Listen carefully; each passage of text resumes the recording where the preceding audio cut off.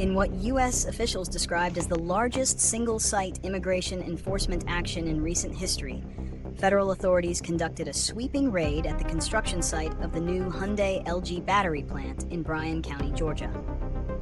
The operation, codenamed Operation Low Voltage, was the culmination of a months-long investigation and led to the detention of nearly 500 workers, with over 300 of them being South Korean nationals.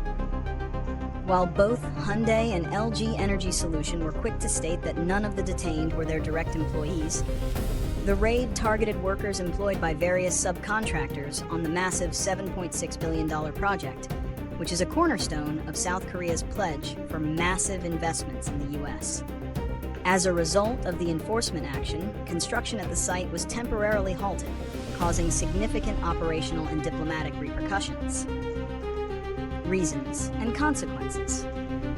The raid can be viewed as a stark manifestation of a significant policy clash within the current U.S. administration. On one hand, the government actively seeks to attract foreign direct investment and bring manufacturing jobs back to American soil through initiatives and incentives like the Inflation Reduction Act. On the other hand, it has pursued a strict and aggressive immigration enforcement policy that emphasizes worksite raids and holds employers accountable for unlawful hiring. The core reason for the raid appears to be widespread visa violations. Reports indicate that many of the South Korean nationals detained were working under B-1 business visas, or the Electronic System for Travel Authorization, ESTA, neither of which permits manual labor or construction work. While these are often used as a workaround by companies facing a shortage of skilled American workers and navigating a restrictive visa system, such as the H-1B lottery, they constitute a clear violation of U.S. law. The administration defended the action, citing a need to uphold federal immigration and labor laws. The consequences of this raid are far-reaching and multifaceted. The most immediate impact was the suspension of construction at the Georgia plant, which could significantly delay the project's timeline and increase costs. This disruption sends a chilling message to foreign companies, particularly those from South Korea, which has committed over $350 billion in U.S. investments, by introducing an element of unpredictable legal risk to their ventures. Diplomatically, the raid has caused a serious strain between the U.S. and its close ally, South Korea. The incident, which occurred just days after a summit where South Korean companies reaffirmed their investment pledges, was perceived by many in Seoul as a betrayal. The South Korean government reacted swiftly, expressing outrage, dispatching diplomats, and securing a deal for the repatriation of its citizens. The public display of workers in shackles further inflamed tensions. The incident also highlights a deeper structural problem: the mismatch between ambitious investment goals and a restrictive immigration system. The specialized nature of electric vehicle battery manufacturing necessitates highly skilled foreign engineers and technicians to set up production lines. Yet the existing U.S. visa programs like the H-1B are often insufficient or too slow to meet these demands. Predictions and solutions.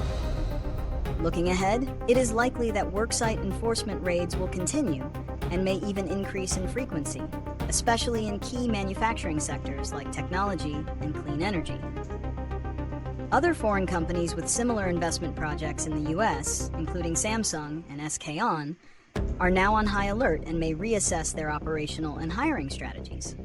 The incident could lead to a broader, more cautious approach to foreign investment, potentially slowing down the very economic growth the administration seeks to promote.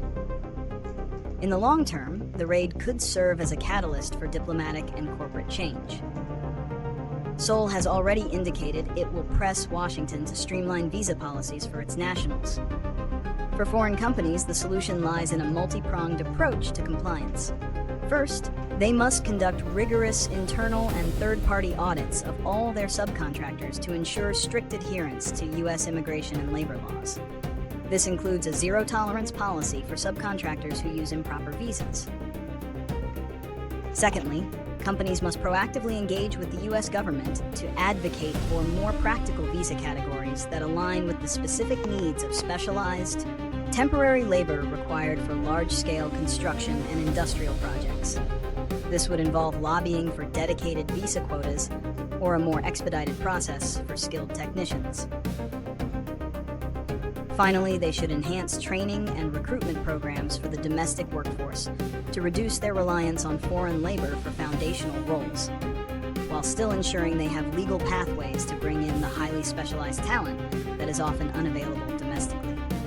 In conclusion, the raid at the Hyundai-LG plant is not an isolated event, but a powerful symbol of a policy paradox. It underscores the critical need for foreign investors and the U.S. government to find a better balance between ambitious economic goals and the reality of a complex and often restrictive immigration system. The path forward will require enhanced compliance from the private sector and a more pragmatic approach to visa policy from the government.